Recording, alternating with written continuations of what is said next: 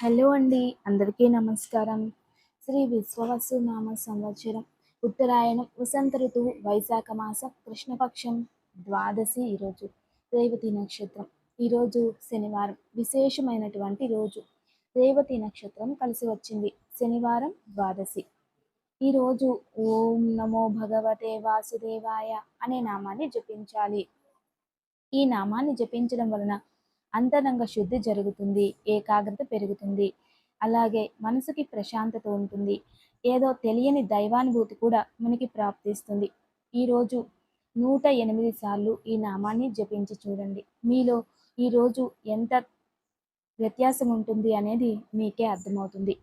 ఈరోజు ఈ నామాన్ని జపించడం వలన మనకి పితృదోషాలు తగ్గుతాయి, అలాగే నారాయణ అనుగ్రహం ప్రాప్తిస్తుంది, మరియు కుటుంబంలో సత్సంతానము, పిల్లలకి వాళ్ళ పిల్లల పట్ల ఎవరైతే వాళ్ళ పిల్లల కోసం జపిస్తారో వాళ్ళ పిల్లలకి సద్బుద్ధులు ప్రాప్తిస్తాయి. అంటే వాళ్ళ వల్ల మనకు సంతోషం ప్రాప్తిస్తుంది. అందుకే ఈరోజు అందరూ కూడా విద్యావంతులు దీన్ని చక్కగా ధ్యానం చేయడం వలన మీరు పీస్ఫుల్గా ఉంటారు, టెన్షన్ ఫ్రీ ఉంటుంది. అప్పుడు మీరు ఏం చేయరు, ఏకాగ్రత పెంచుకోవచ్చు, చక్కగా చదువుకోవచ్చు. ఇంకా గృహిణులు ఇది చేశారంటే ఏకాగ్రత పెరుగుతుంది, కోపం అనేది తగ్గుతుంది. పురుషులు చేశారు అంటే పితృదోషాలు తగ్గుతాయి, మీకు మీరు చేసే వృత్తిలో అభివృద్ధి కనబడుతుంది. అలా వృద్ధులు ఈ నామాన్ని జపించడం వలన కుటుంబం పట్ల ఈ చిన్న చిన్నవి ఏదైనా పరీక్షలు అంటే ఇంట్లో బాధలు కావచ్చు, కష్టాలు కావచ్చు, ఏవైతే ఉంటాయో దాని నుండి మనశ్శాంతి అనేది ఏర్పడుతుంది. అప్పుడు మీకు బాధ అనేది ఉండదు. ఎన్నో ప్రతిఫలాలు ఈ నామానికి ఉంటాయి. కాబట్టి మనకి దైవానుగ్రహం ఎప్పుడు కూడా ఆశీర్వాదంలా పనిచేస్తుంది ఈ మంత్రాన్ని జపించడం వలన. ఇక ఈరోజు ద్వాదశి గడియలు కాబట్టి ఓం నమో భగవతే వాసుదేవాయ అనే నామాన్ని జపిద్దాం. కాబట్టి మంత్రబలంలో ఓం నమో భగవతే వాసుదేవాయ, ఓం నమో భగవతే వాసుదేవాయ, ఓం నమో భగవతే వాసుదేవాయ అనే నామాన్ని అందరూ జపించాలి. సంపూర్ణమైన వాసుదేవుని అనుగ్రహం మీపై ఉంటుంది. ఇక ఈరోజు మంచి మాట. కొన్ని సందర్భాలు చాలా విచిత్రంగా ఉంటాయి. మనకి చాలా కోపం వచ్చేస్తూ ఉంటుంది, చాలా ద్వేషం ఉంటుంది.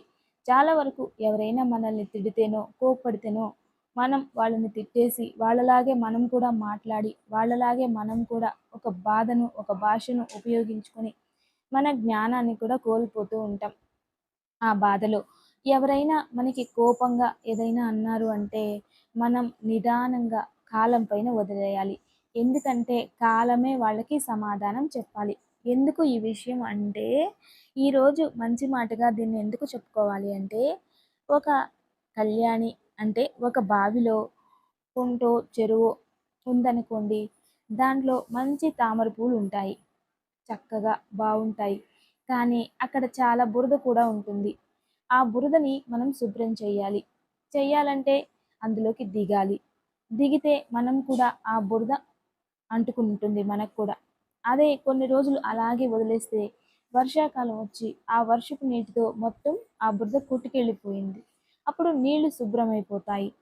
కాబట్టి దీన్ని అర్థం చేసుకుని కాలం వల్ల అక్కడున్న మొత్తం బురద అనేది వెళ్ళిపోయి శుభ్రమైపోయింది.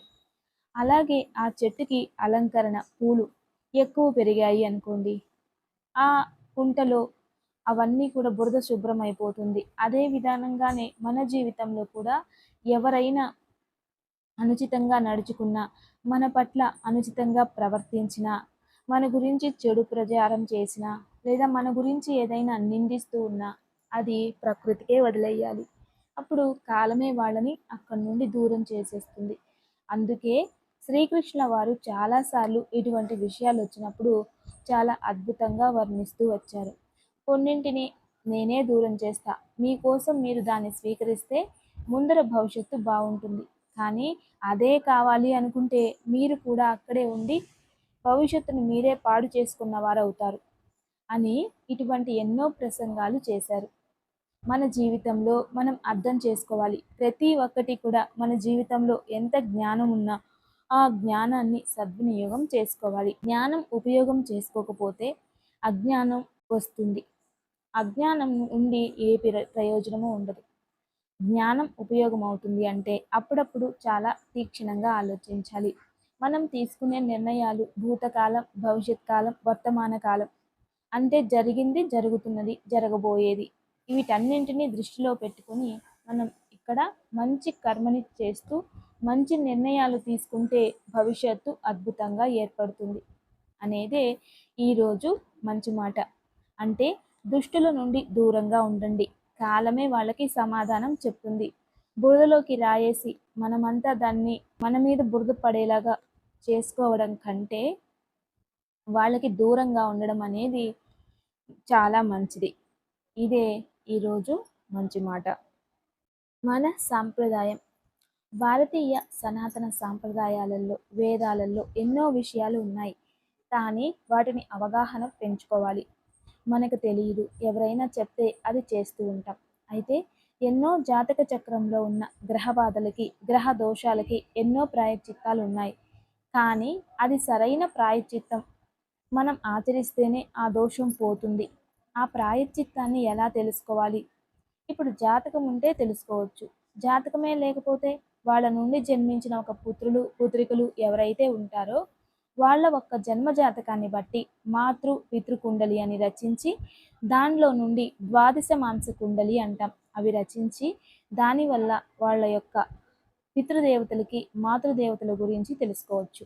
అంటే వాళ్ళ యొక్క జాతకం గురించి వివరంగా మనం తెలుసుకోవచ్చు అన్నమాట. అదే విధానంగా వీళ్ళు పూర్వార్జిత కర్మఫలం అంటే వెనుక జన్మ నుండి కర్మఫలం, సంచిత కర్మాన్ని ఎలా తెలుసుకోవాలి అంటే వాళ్ళ జాతకంలో అది కూడా తెలుస్తుంది.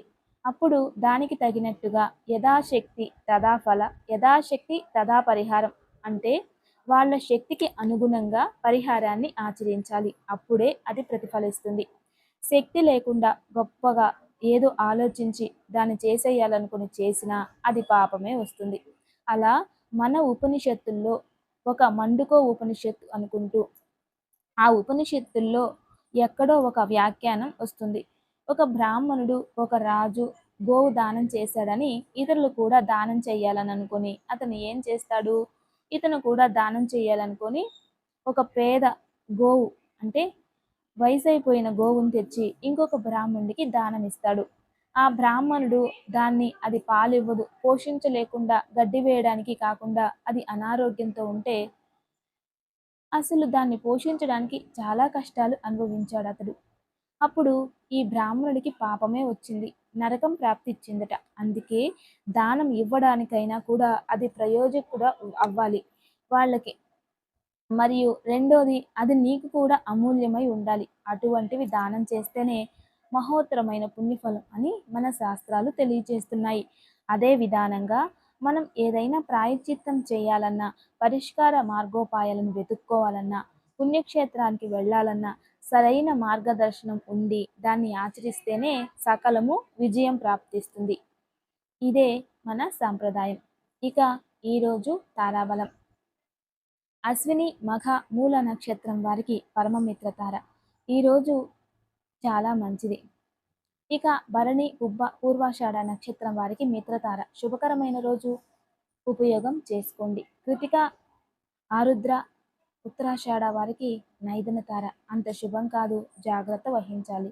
రోహిణి హస్త శ్రవణ నక్షత్రం వారికి సాధక తార విశేషమైన రోజు, ఉపయోగం చేసుకోండి. మృగశిర చిత్త ధనిష్ట నక్షత్రం వారికి ప్రత్యేక తార అంత శుభం కాదు, జాగ్రత్త వహించాలి. ఆరుద్ర స్వాతి శతభిష నక్షత్రం వారికి ఈ రోజు క్షేమతార అత్యంత శుభకరమైన రోజు, ఉపయోగం చేసుకోండి. ఇక పునర్వసు విశాఖ పూర్వభాద్ర నక్షత్రం వారికి ఈరోజు విపత్తార చాలా జాగ్రత్తగా ఉండడం అత్యవసరం. పుష్య అనురాధ ఉత్తరాభాద్రపద నక్షత్రం వారికి ఈరోజు సంపద తార ఆర్థికంగా అభివృద్ధి ఉంటుంది, ఉపయోగం చేసుకోండి. ఇక ఆశ్లేష జ్యేష్ఠ రేవతి నక్షత్రం వారికి జన్మతార ఈరోజు ఆరోగ్యం పట్ల జాగ్రత్త వహించడం మంచిది, చాలా ఉపయోగం చేసుకోండి. ఇక దివ్యమైన వాస్తు పరిహారం వాస్తు ఎవరైనా పిల్లలు ఇళ్లల్లో అత్యంత క్రోధంగా, కోపంగా, అనుచితంగా నడుచుకుంటున్నారు అంటే, జాతకం బాగున్న ఇంట్లో ఏవైనా దోషాలు ఉన్నాయంటే ఖచ్చితంగా ఇలాంటివి ఉంటాయి. క్రోధము, కోపము రావడానికి కారణం ఇంటి ఆగ్నేయ దిశ మరియు ఉత్తర బ్రహ్మస్థానం అంటాం. వీటిల్లో ఉత్తర మధ్య భాగంలో ఏదైనా దోషం ఉండి, ఆ మధ్య భాగంలో కుడివైపు, ఎడమవైపు కాకుండా ఉత్తర దిశలో 3 విండోలు పక్కపక్కనే ఉన్నా ఈ ఒక ప్రాబ్లం ఏర్పడుతుంది. మరియు ఆగ్నేయ దిశల్లో ఇంట్లో ఆగ్నేయం పెరిగి ఉన్నా, ఆగ్నేయంలో ఏదైనా దోషం ఉన్నా ఆ ఇంట్లో క్రోధాగ్ని అనేది పెరుగుతూ ఉంటుంది. అటువంటివన్నీ బాగానే ఉన్నా ఇటువంటి ప్రాబ్లమ్స్ వస్తున్నాయి. జాతక చక్రం బావుంది. అయినా ఇలాంటి ప్రాబ్లమ్స్ వస్తున్నాయి అన్నప్పుడు మనకి ఆ దిశలో ఏదో కంటికి కనబడిన దోషాలుంటాయి అని అర్థం. ఆ సమయంలో శ్రీవాస్తు యంత్రం ఇంట్లో పెట్టుకోవడం వలన దాని కాస్మిక్ ఎనర్జీ వల్ల ఆ కోపము, క్రోధము అనేది మారుతూ వస్తుంది.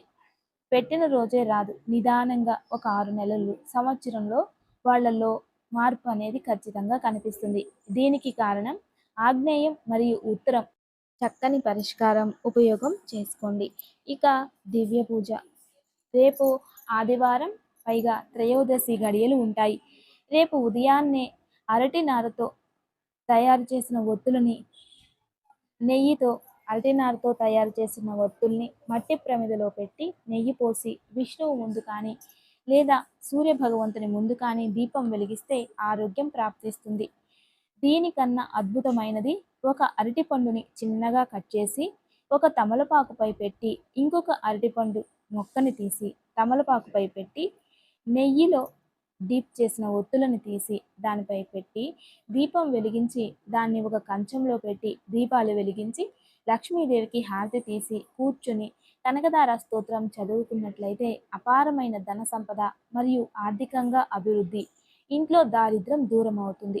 అద్భుతమైన పూజా విధానం రేపు ఉదయాన్నే తప్పకుండా ఆచరించండి. ఇక దివ్యమైన యోగక్షేమం. ఈరోజు శని ప్రదోషం, విశేషమైన రోజు. దగ్గరలో శనీశ్వర ఆలయంలో కాస్త నువ్వుల నూనెలో ఒక చిటికెడు నువ్వులు వేసి తైలాభిషేకం చేసొస్తే శని దోషం నివృత్తి అయి ఆయుష్ పెరుగుతుంది, ఆరోగ్యం అభివృద్ధి చెందుతుంది.